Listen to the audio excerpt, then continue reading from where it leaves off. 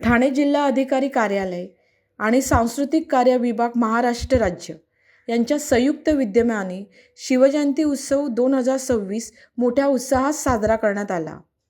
यावेळी जिल्हाधिकारी डॉक्टर श्रीकृष्ण पांचाळ यांच्या उपस्थितीत छत्रपती शिवाजी महाराजांच्या प्रतिमेस पुष्पहार अर्पण करून कार्यक्रमाची सुरुवात झाली। त्यानंतर मोठी भव्य पदयात्रा काढण्यात आली। ढोल ताशाच्या गजरात आणि भगव्या ध्वजासह ही यात्रा ठाणे शहरातून मार्गक्रमण करत पुन्हा जिल्हाधिकारी कार्यालयात दाखल झाली। या कार्यक्रमाच्या निमित्ताने अश्वमेध प्रतिष्ठान ठाणे यांच्या सौजन्याने शिवकालीन शस्त्रास्त्रे आणि वस्तूचे प्रदर्शन भरवण्यात आले, तसेच साहसी खेळ यांचे सादरीकरण करण्यात आले। याच्यामध्ये कन्सील होणारी छोटी जी पिस्तुलं होती, जी आपण साधारण मुघल काळापासून बघतो की ज्याचे परवाने दिले जायचे प्रवाशांना, आणि ते कन्सील होणारे लपणारी छोटी छोटी हत्यारं, फायर आर्म्स कॅरी करायचे, त्यांना तसे अधिकार दिलेले असायचे। तसे काही हत्यारं इथे ठेवलेली आहेत। जे मी तुम्हाला म्हणत होतो ते याच्याबद्दल, हे 2 नळीचं त्यावेळचं ठासणीचं पिस्तूल आहे की जे सहज लपवता येतं। याचे परवाने जर बघितले तर मुघलांनी दिलेले परवाने सुद्धा आपल्याला बघायला मिळतात, ज्याच्यामध्ये परदेशी प्रवाशांना त्यांच्याबरोबर काही हमाल बरोबर घेता यायचे आणि त्यांना हत्यारं बाळगण्याची परमिशन देण्यात यायची। त्याच्यामध्ये काही तलवारी असू शकायच्या, भाले असू शकायच्या, आणि सगळ्यात महत्त्वाचं म्हणजे फायर आर्म्स, अग्निशस्त्र वापरायचे परवाने मिळायचे। हे त्याचे पुरावे आहेत।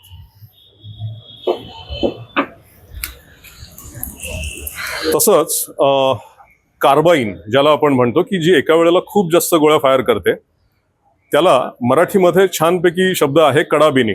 आपण कोपरे घासून टाकतो टोचणारे, असं पु ल देशपांडेंनी म्हटलं, तर तशी एक कडाबिनी कार्बाईन ही इथे ठेवलेली आहे। याला बंडल ब्लस पण म्हणतात। याच्यामधून ठासलेली दारुगोळ्याबरोबर जे काही खेळे, छोटे धातूचे तुकडे उडतात, त्याचा फवारा उडतो आणि एकाच शॉटमध्ये जास्त सैनिक मारले जाऊ शकतात किंवा जायबंदी होऊ शकतात। अशी ही कडाबिनी बंदूक इथे ठेवलेली आहे।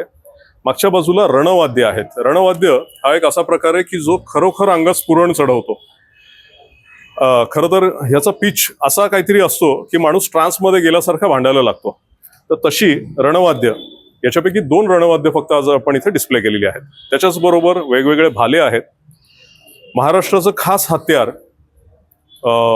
कट्यार, हे आम्ही छोट्या स्वरूपात आणलेलं आहे, ते इथे ठेवलेलं आहे। त्याच्याच बरोबर आपल्याकडे नियमित वापरलं जाणारं आणि ज्याला सांस्कृतिक ऐतिहासिक दर्जा होता असा धनुष्यबाण जुन्या पद्धतीचा, तोही इथे ठेवलेला आहे। त्याचा भाता आणि त्याचे बाण, हे सगळं एकत्र एक सेट आपल्याकडे सध्या आहे। याची टोकं वेगवेगळ्या प्रकारची असतात, वेगवेगळ्या उद्देशांसाठी बनवलेली असतात, ती तुम्हाला इथे बघायला मिळतील। त्याच्याच बरोबर शिवकाळामध्ये वजनमाप यांची काय पद्धत होती याचा अंदाज यावा म्हणून आपण इथे 4 वेगवेगळी मापटी ठेवलेली आहेत। त्याच्यामध्ये लिक्विडचं मापटं आहे, द्रव पदार्थाचं, आणि धान्यासाठीची मापटी आहेत।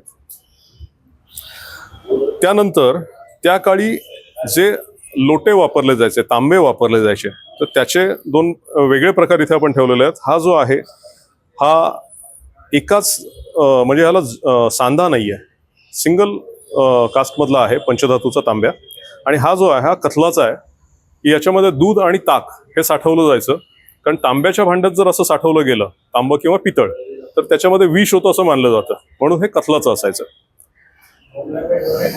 त्याच्याच बरोबर काही अशा गोष्टी ज्या आता नवीन मुलांना माहिती नाहीयेत, त्या आपण इथे ठेवल्यात। ते म्हणजे विहिरीतून पोहरा जर पडला तर ते काढण्यासाठी नांगर वापरले जायचे, गळ वापरले जायचे। हे 2 प्रकारचे गळ आपण इथे ठेवलेत, कारण हा जी जुनी मंडळी आहे, तुम्हाला सगळ्यांना आठवत असेल की विहिरीमध्ये जर पोहरा पडला तर डोक्याला ताप होतो, त्याच्यासाठी वेगवेगळे गळ असायचे।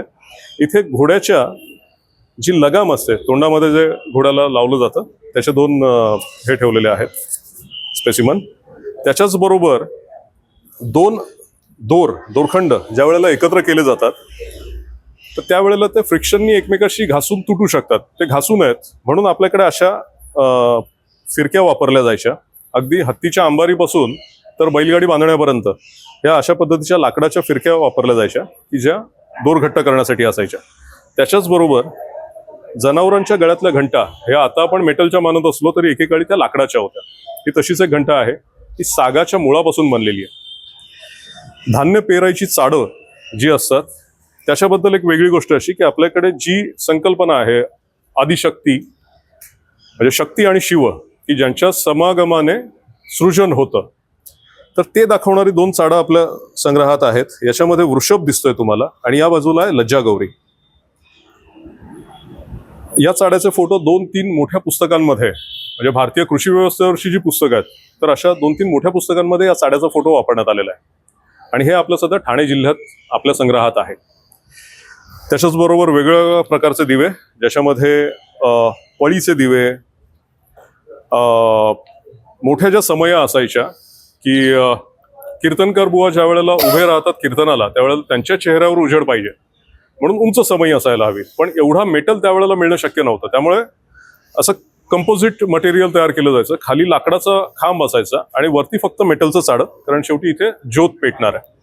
तर त्याचा हा भाग आहे. लामण दिवे आपण सगळ्यांनाच माहिती आहेत. कार्यक्रमाची सांगता शिवशंभू गाथा या टीमनी छत्रपती शिवाजी महाराजांच्या कथा पोवाडे यांचे उत्तम सादरीकरण केले.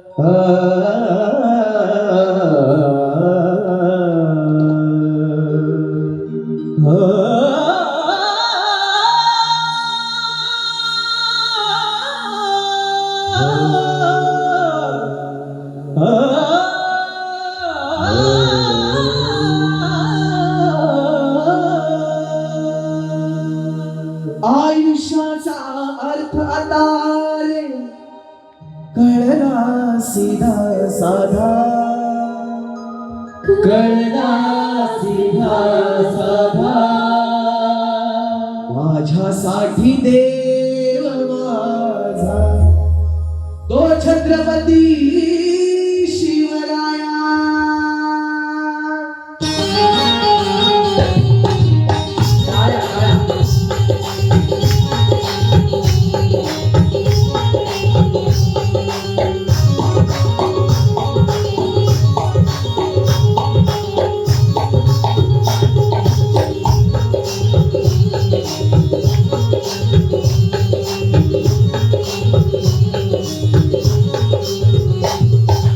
आयुष्याचा अर्थ आता रे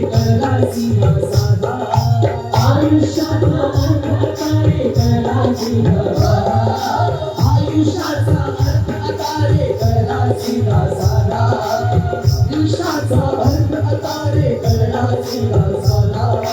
माझ्यासाठी रे